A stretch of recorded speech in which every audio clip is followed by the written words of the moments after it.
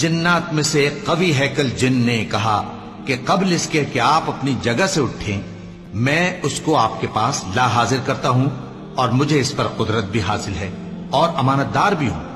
ایک شخص جس کو کتاب الہی کا علم تھا کہنے لگا کہ میں آپ کی آنکھ کے جھپکنے سے پہلے پہلے اسے آپ کے پاس حاضر کیے دیتا ہوں۔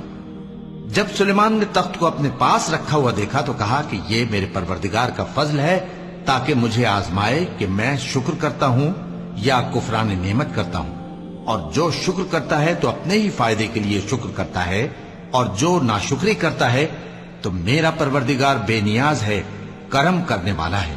سلیمان نے کہا کہ ملائکہ کے امتحان عقل کے لیے اس کے تخت کی صورت بدل دو، دیکھیں کہ وہ سوج رکھتی ہے یا ان لوگوں میں سے ہے جو سوج نہیں رکھتے۔